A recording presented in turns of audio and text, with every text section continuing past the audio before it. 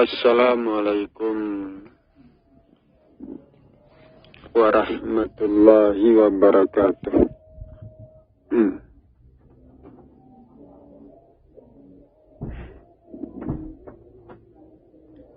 Alhamdulillah. Alhamdulillahilladzi arsala rasulahu bil huda wa dinil haq liyusirahu ala dini kullihi walau karihal musyrikun. Asyhadu an la ilaha illallah wahdahu la syarikalah wa asyhadu anna Muhammadan abduhu wa rasuluh la nabiyya ba'dah. Allahumma fasalli wa sallim wa barik ala hadzal nabiyil karim wa ala alihi wa ashabihi Rasulillahi ajma'in, amma ba'du.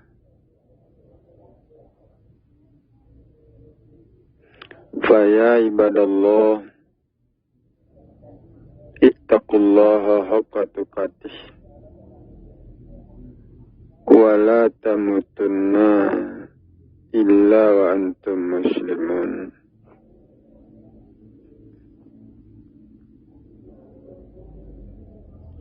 Saudara-saudara kaum muslimin jamaah yang saya hormati, saudara,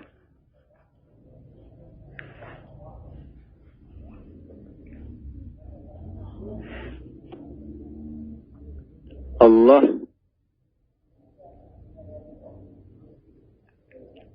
adalah kebenaran.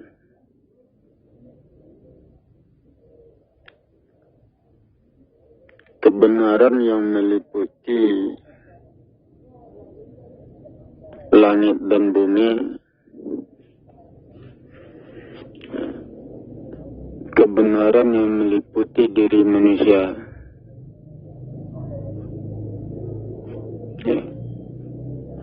kebenaran itulah yang hidup di langit dan di bumi, yang hidup pada diri manusia, yaitu jalan yang benar atau proses yang benar. Proses itu yang bekerja, yang tegak pada diri manusia, yang meliputi langit dan bumi, meliputi seluruh makhluk. Proses itu.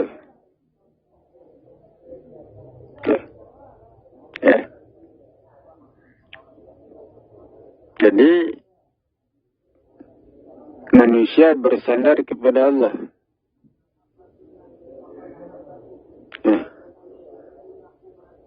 Pada diri manusia terjadi proses.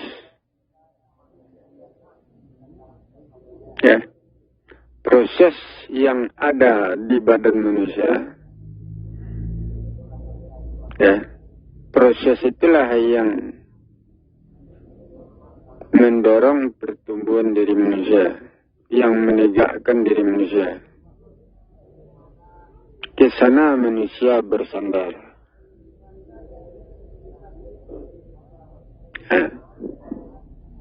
Bersandar kepada proses itu.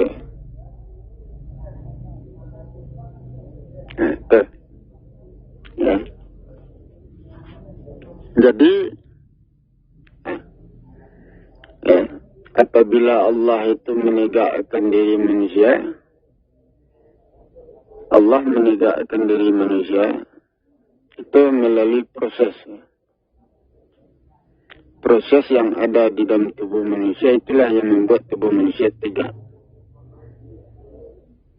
tentu proses itu harus terjadi. Nah, kalau tidak ada proses, proses tidak bekerja pada diri manusia, tentu proses itu tidak akan menegakkan manusia. Nah, itu. Bagaimana supaya proses bisa terjadi? Contohnya saja seperti makanan. Yang kita makan masuk ke dalam perut. Nah, sampai di perut terjadi pengolahan. Terjadi proses pengolahan. Proses itulah yang membuat, yang mendorong badan kita tegak. Proses itu.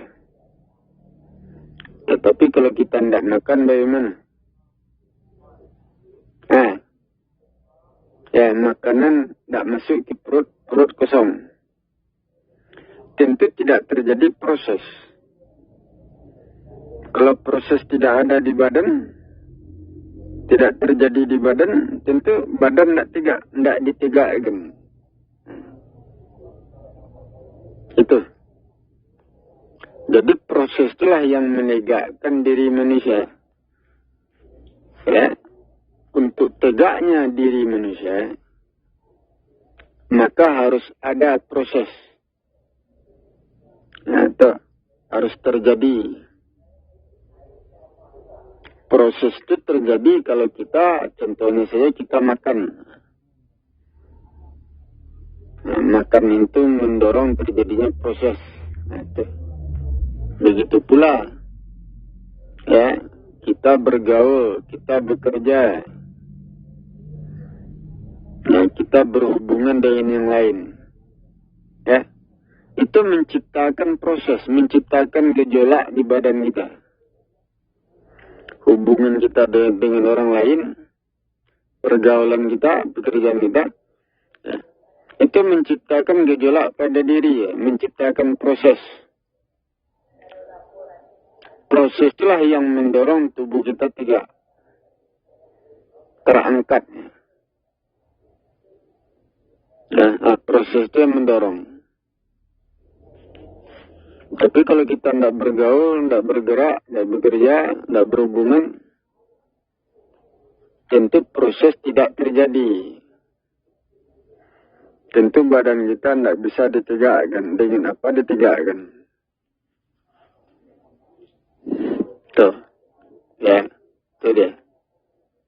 Nah, jadi tubuh itu harus dihidupkan dengan proses itu. Ya, nah, itu caranya. Ya, jadi ada ketentuan, ada syaratnya sehingga proses terjadi. Kalau tidak terjadi proses.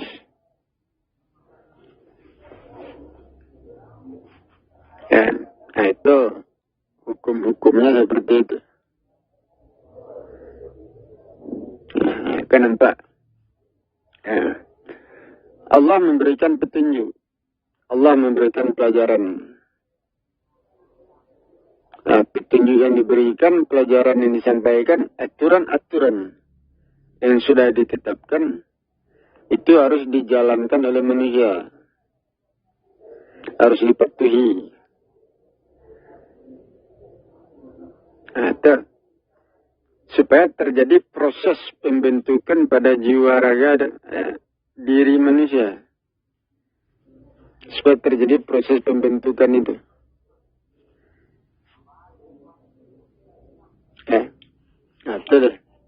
Nah, tetapi kadang-kadang perintah Tuhan itu dirubah. Seperti Al-Quran mengatakan bangsa Israel, Bani Israel, ya, aturan-aturan yang diberikan itu dirubah, diganti. Nah, itu kalau dirubah aturan, diganti aturan itu, ditambah-tambah atau dikurangi, ya, itu menciptakan proses yang salah, yang merusak.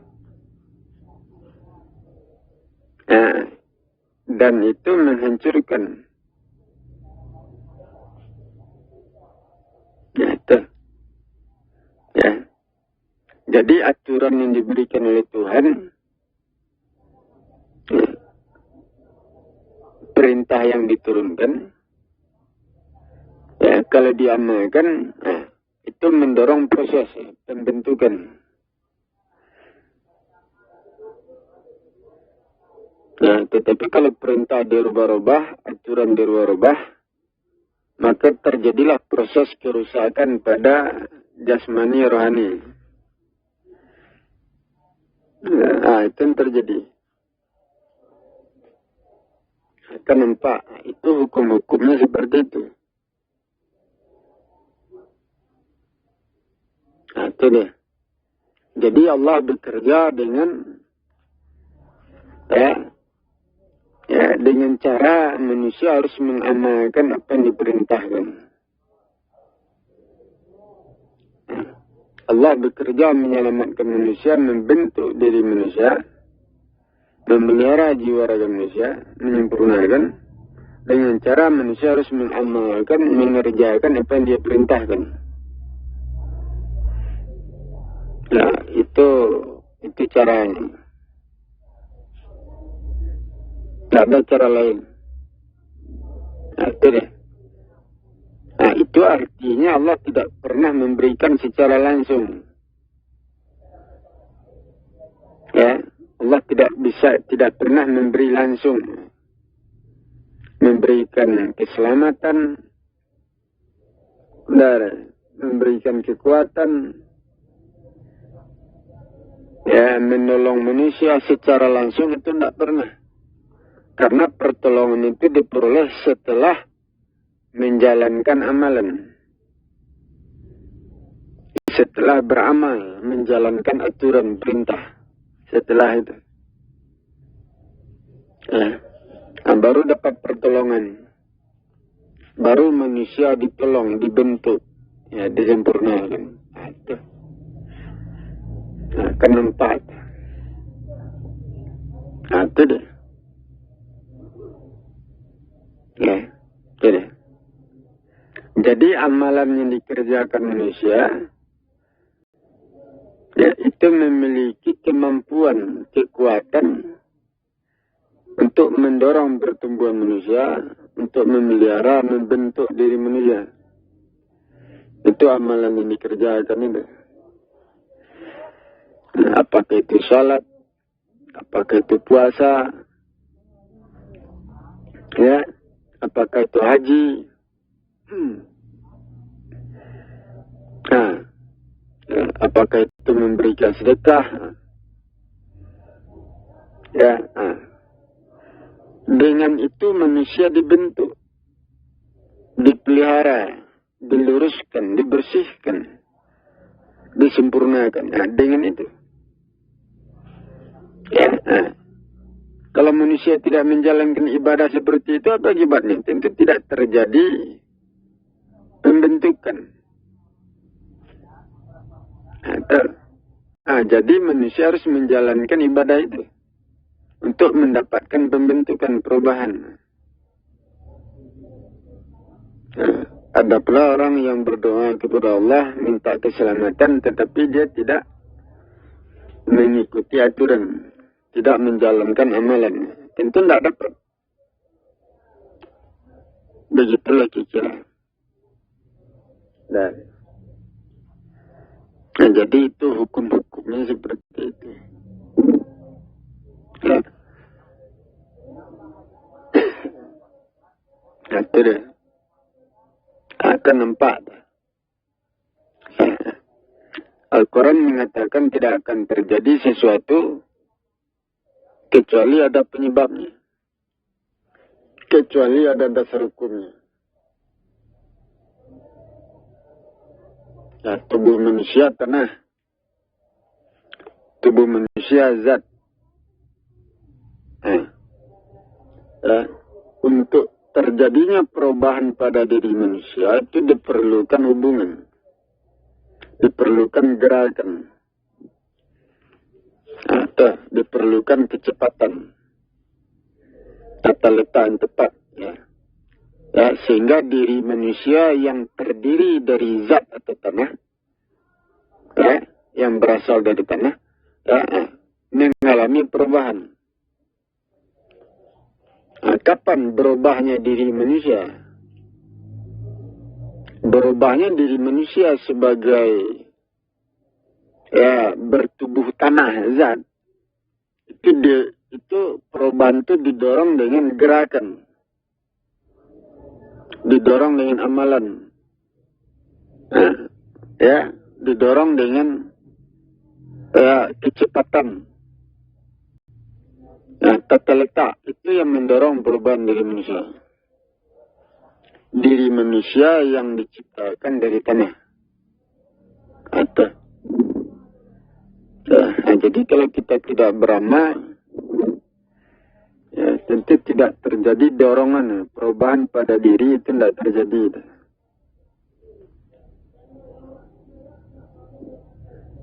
Akan nampak. Jadi ada hukum sebab akibatnya ada. Semua itu membutuhkan dasar hukum.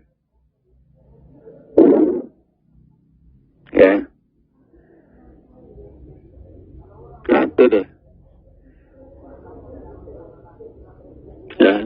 Seperti Allah.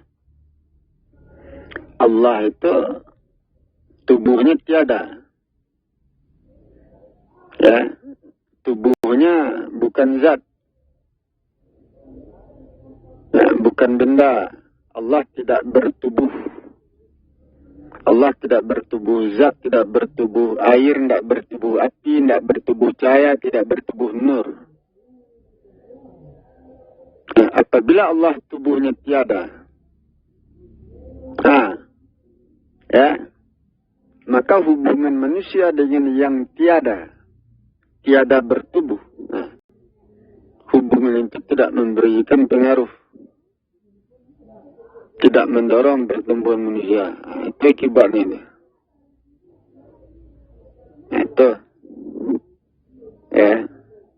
Terjadinya perubahan pada diri manusia apabila manusia berhubungan dengan yang nyata, yang diketahui, yang jelas, bukan yang gaib. Itu hukum-hukumnya seperti itu. Sehingga saya mengatakan Allah itu sebuah dasar hukum, penyebab yang melekat pada zat, pada benda, pada makhluk. Ukuran-ukuran benda, ukuran makhluk, ukuran zat, tata letak, jarak, kecepatan, semua ukuran itu, itu dijadikan dasar untuk mendorong terciptanya peristiwa, terciptanya sesuatu. Ukuran-ukuran itu yang mendorong terjadinya peristiwa. Ukuran-ukuran benda, makhluk, tata letak, jarak, kecepatan, macam-macam. Itulah yang disebut dasar hukum atau disebut Allah itu.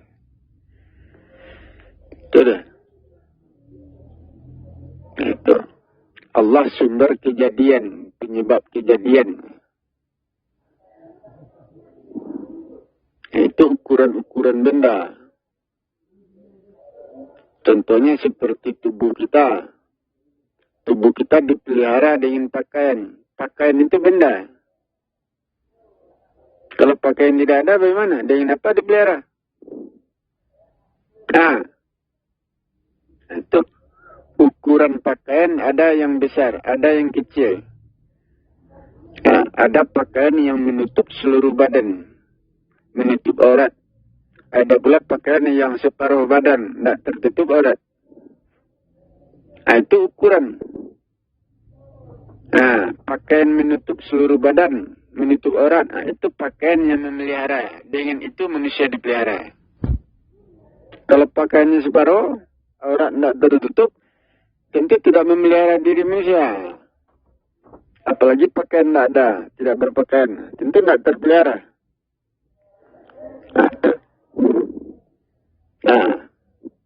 Ukuran-ukuran itu ada pada benda. Itu dasar hukum, manusia dipelihara atau tidak.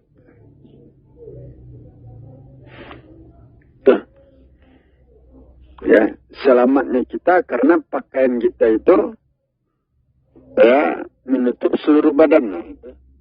Dari situ datangnya keselamatan. Kalau pakaian kita separuh badan tidak menutup ya aurat semuanya ya, tentu tidak memelihara. Nah, itu hukum sewajibat itu. Jadi Allah memelihara manusia ya, itu melalui pakaian yang memenuhi syarat. Nah, Allah tidak mampu memelihara manusia kalau pakaian tidak ada, pakaian tidak dipakai, atau pakaian itu tidak menutup seluruh badan. Allah tidak bisa memelihara manusia, kecuali manusia mengikuti aturan, mematuhi ketentuan-ketentuan dalam berpakaian. Dengan itu manusia dipelihara. Dengan itu Allah memelihara manusia itu. Ya. Itu artinya manusia harus memenuhi segala persyaratan untuk mendapatkan perlindungan dari Allah. Ya, dan artinya manusia harus berusaha untuk melengkapi persyaratan itu. Itu artinya. Nah, kembali kepada manusia. Kan seperti itu. Nah, itu hukum-hukumnya. Ya, nah, jadi yang datang langsung dari Allah tidak ada. Pertolongan langsung dari Allah. Nah, itu tidak ada itu. Perlindungan langsung tidak ada. Tidak ada itu. Harus melalui benda-benda. Nah, itu. Seperti itulah kira-kira. Hukumnya seperti itu. Ya, kenapa? Ada sebab, ada akibat. Ya, jadi berdasarkan hukum Allah itu tubuhnya tiada. Nah, itu berdasarkan hukum. Fisiknya tiada. Itu sama artinya Allah tiada. Nah, sehingga saya mengatakan Allah itu dalam bentuk hukum. Dasar hukum yang mendorong terciptanya kekuatan yang berkuasa di langit dan di bumi. Allah dijadikan Tuhan yang berkuasa. Karena yang berkuasa itu hukum itu. Ya, ilmu. Itu yang berkuasa. Dengan ilmu, tumbuhlah kekuatan yang berkuasa. Tidak. Dan dengan ilmu, segala sesuatu tergenggam, segala sesuatu terkuasai. Sementara ilmu itu dipakai oleh manusia, dipakai oleh benda, oleh makhluk. Atau jadi artinya apa? Allah menggenggam langit dan bumi itu dengan makhluk, keteraturan makhluk, keteraturan manusia, keteraturan benda-benda, tata letak benda. Ya, tata letak benda yang tepat, dengan itu Allah menggenggam langit dan bumi, memelihara langit dan bumi. Tetapi kalau pembangunan manusia tidak teratur, maka kemampuan Allah dalam menggenggam langit dan bumi itu lemah. Itu artinya.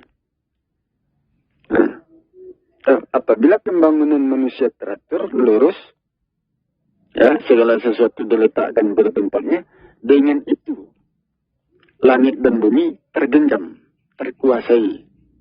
Dengan itu Allah menggenggam langit dan bumi, menggenggam manusia.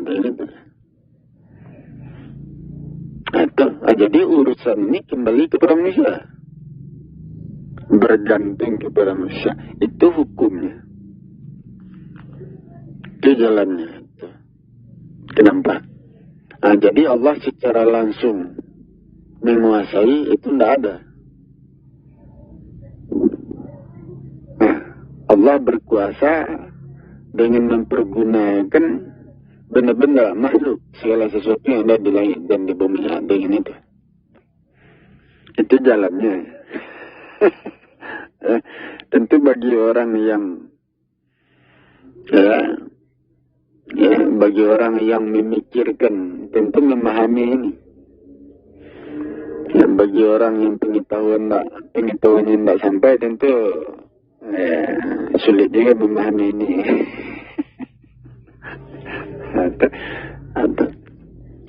Jadi kekuasaan di langit dan di bumi, ya, itu tergenggam oleh manusia, makhluk.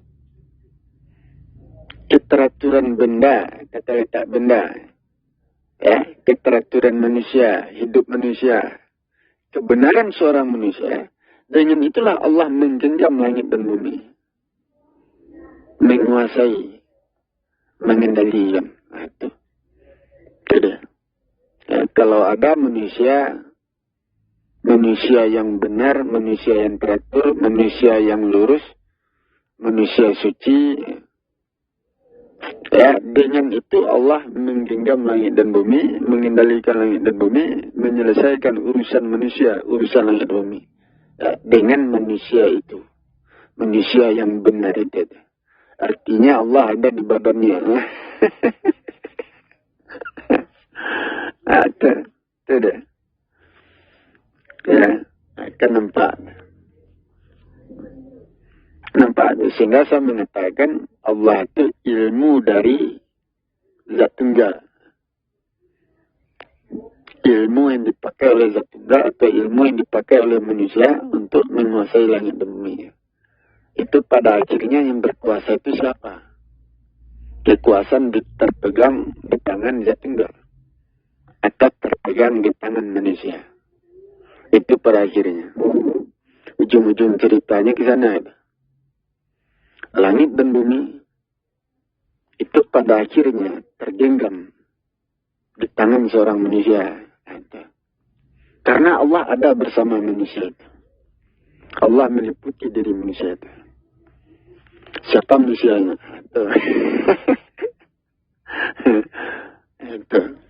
Itu jalan ceritanya seperti itu.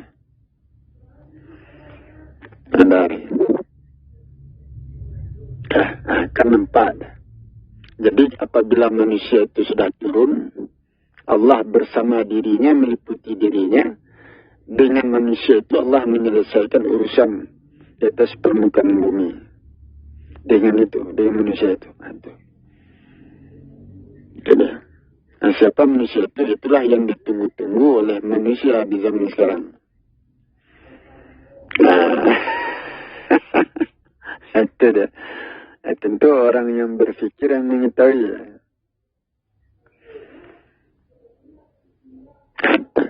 Jadi urusan manusia di hari akhirat itu diselesaikan oleh seorang laki-laki yang diberi petunjuk, yang diberi pelajaran. Allah ada bersama dirinya, meliputi dirinya. Laki-laki itulah yang akan menyelesaikan urusan manusia di hari akhirat atau di zaman akhir.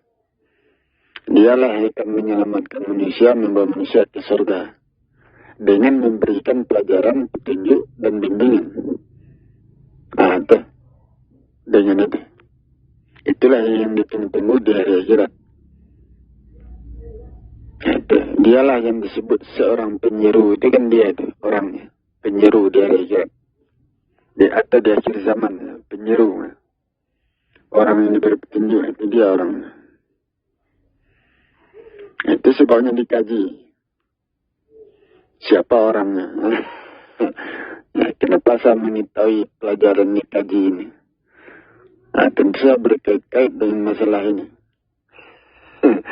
Siapa diri saya? Tentu berkait-kait masalah ini.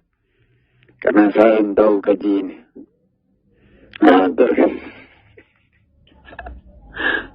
Tetapi manusia tidak mengetahui.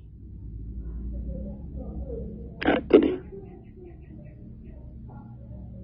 Kenapa? Itulah yang disebut sebagai juru selamat itu. Seorang penyeru di akhir zaman atau di akhirat. Atau yang dikatakan Imam Mahdi itu. Itu dia. Itu orangnya. Kenapa? Itu. Cuman untuk melihat ini tentu kajinya panjang. Karena berkait-kait dengan zat tunggal. Ya, atau laki-laki yang turun menyelamatkan manusia itu ada hubungannya dengan zat tunggal. Nah, ya, ada hubungannya dengan Allah. Ada. Itu sebabnya kita pertanyakan. Ya, ada. Nah, siapa laki-laki itu? Dari mana saya dapat cerita? Itu juga harus dipertanyakan. Kenapa saya tahu? Kenapa? Ya, siapa saya? Apa hubungan saya dengan semuanya ini sehingga saya mengetahui? Ada. Ya. Nah, jadi itulah yang harus kita pahami, kita pelajari supaya kita pikirkan. Nah, kita bicarakan sehingga menjadi jelas dan terang. Demikian saya kiri wabillahi taufiq wal hidayah. Wassalamualaikum warahmatullahi wabarakatuh.